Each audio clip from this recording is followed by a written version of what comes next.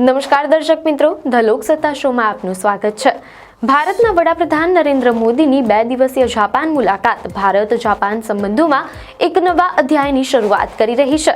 આ મુલાકાત દરમિયાન તેમણે જાપાનના વડાપ્રધાન સાથે દ્વિપક્ષીય વાટાઘાટો કરી, બુલેટ ટ્રેનમાં મુસાફરી કરી અને ભારતીય રેલવેના ભાવિ ચાલકોને પણ મળ્યા। આ મુલાકાતની મુખ્ય વિગતો વિશે વાત કરીએ તો ભારતના વડાપ્રધાન નરેન્દ્ર મોદી હાલ જાપાનની 2 દિવસીય મુલાકાતે છે અને તેમની આ મુલાકાત ભારત જાપાનના સંબંધોને વધુ મજબૂત બનાવી રહી છે। ભારતના વડાપ્રધાન નરેન્દ્ર મોદી શુક્રવારે ટોક્યો પહોંચ્યા હતા, જ્યાં તેમણે જાપાનના વડાપ્રધાન શિગેરુ ઇશિબા સાથે 15મી ભારત જાપાન વાર્ષિક શિખર બેઠકમાં ભાગ લીધો। શનિવારે આ મુલાકાતનો બીજો દિવસ છે, એટલે કે આજે, અને વડાપ્રધાન મોદીએ એક અનોખી મુસાફરી કરી। વડાપ્રધાન મોદી જાપાનના વડાપ્રધાન શિગેરુ ઇશિબા સાથે બુલેટ ટ્રેનમાં સફર કરીને ટોક્યોથી સેન્ડાઈ પહોંચ્યા। આ મુસાફરી દરમિયાન બંને નેતાઓએ મિત્રતાપૂર્ણ વાતાવરણમાં ચર્ચા કરી। જાપાનના વડાપ્રધાને પોતે તેમના સોશિયલ મીડિયા પ્લેટફોર્મ એક્સ પર આ મુસાફરીની તસવીરો શેર કરી અને લખ્યું, વડાપ્રધાન મોદી સાથે સેન્ડાઈ। આ ઉપરાંત આ મુલાકાતનો એક ખાસ અંશ JR ઈસ્ટ જાપાન રેલવેમાં તાલીમ લઈ રહેલા ભારતીય રેલ ચાલકો સાથેની મુલાકાત હતો। જાપાનના વડાપ્રધાન શિગેરુ ઇશિબાએ પોતે આ યુવા પ્રતિભાઓનું અભિવાદન કર્યું। તેમણે એક્સ પર 2 તસવીરો પોસ્ટ કરીને લખ્યું, JR ઈસ્ટમાં તાલીમ લઈ રહેલા ભારતીય રેલ ચાલકોને મારા નમસ્કાર। આ મુલાકાતથી એ સંકેત મળે છે કે જાપાન ભારતને બુલેટ ટ્રેન ટેકનોલોજીના ક્ષેત્રમાં મદદ કરવા માટે પ્રતિબદ્ધ છે। ભારત અને જાપાન વચ્ચે Mumbai Ahmedabad bullet train project પર કામ ચાલી રહ્યું છે અને આ મુલાકાત આ પ્રોજેક્ટને વધુ વેગ આપશે તેવી અપેક્ષા છે। બંને દેશો વચ્ચેના મજબૂત સંબંધો સુરક્ષા, અર્થતંત્ર અને ટેકનોલોજીના ક્ષેત્રમાં વધુ સહયોગ માટે માર્ગ ખોલી રહ્યા છે। ભારતના વડાપ્રધાન નરેન્દ્ર મોદી જાપાનના વડાપ્રધાન શિગેરુ ઇશિબા સાથે બુલેટ ટ્રેનમાં મુસાફરી કરીને ટોક્યોથી સેન્ડાઈ પહોંચ્યા હતા। આ મુસાફરી દરમિયાન બંને નેતાઓએ મિત્રતાપૂર્ણ વાતાવરણમાં ચર્ચાઓ કરી। વડાપ્રધાન મોદીએ પોતે એક્સ પર પોસ્ટ કરીને આ માહિતી આપી અને લખ્યું કે તેઓ સેન્ડાઈ પહોંચી ગયા છે અને વડાપ્રધાન ઇશિબા સાથે શિંકનસેન બુલેટ ટ્રેનથી આ શહેરની યાત્રા કરી।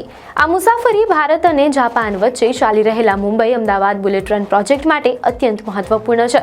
આ પ્રોજેક્ટ ભારત અને જાપાન વચ્ચેનો એક મુખ્ય સહયોગ છે।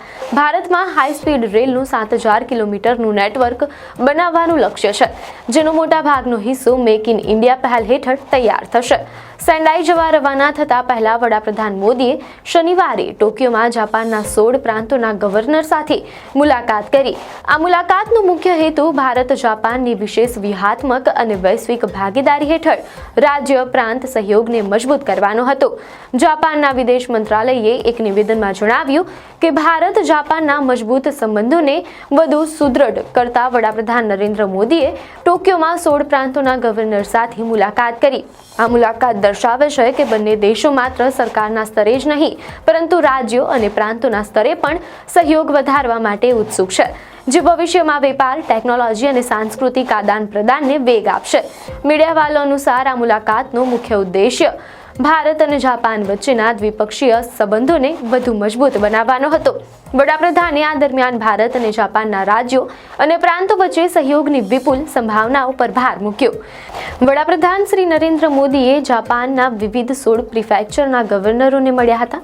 આ મુલાકાતનો મુખ્ય હેતુ ભારત અને જાપાન વચ્ચેના સંબંધોને રાજધાની ટોક્યો અને દિલ્હી પૂરતા સીમિત ન રાખતા રાજ્યો અને પ્રાંતોના સ્તરે પણ મજબૂત બનાવવાનો હતો। વડાપ્રધાને તેમના સંબોધનમાં જણાવ્યું કે ભારત જાપાનના સંબંધો સદીઓ જૂના છે અને હવે તે સતત ખીલી રહ્યા છે। તેમણે ભારપૂર્વક જણાવ્યું કે 15મી વાર્ષિક શિખર સંમેલનમાં શરૂ કરાયેલ રાજ્ય પ્રિફેક્ચર ભાગીદારી પહેલ બંને દેશો માટે એક નવી તક છે। આ પહેલથી વેપાર, ટેકનોલોજી, પર્યટન, કૌશલ્ય, સુરક્ષા અને સાંસ્કૃતિક જોડાણોને વેગ મળશે। વડાપ્રધાન મોદીએ ગવર્નરોને ભારતના વિકાસમાં ભાગ લેવા આમંત્રણ આપ્યું। તેમણે કહ્યું કે જાપાનના દરેક પ્રિફેક્ચર અને ભારતના દરેક રાજ્યની પોતાની વિશિષ્ટ આર્થિક અને તકનીકી શક્તિઓ છે। તેમણે બંને પક્ષોને ઉત્પાદન, ટેકનોલોજી, નવીનતા ગતિશીલતા, નેક્સ્ટ જનરેશન ઇન્ફ્રાસ્ટ્રક્ચર, સ્ટાર્ટઅપ્સ અને એસએમઈ ક્ષેત્રોમાં ભાગીદારી બનાવવા વિનંતી કરી. આ ઉપરાંત તેમણે ભારતીય પ્રતિભા અને જાપાની ટેકનોલોજીના શ્રેષ્ઠ સમન્વય પર પણ ભાર મૂક્યો. તેમણે યુવા અને કૌશલ્ય આદાન પ્રદાન કાર્યક્રમોમાં યોગદાન આપવા માટે પણ વિનંતી કરી. જવાબમાં ગવર્નરોએ પણ સ્વીકાર્યું કે ભારત જાપાનના સંબંધોને નવા સ્તરે લઈ જવા માટે ઉપરાષ્ટ્રીય સહયોગ ચાવીરૂપ છે.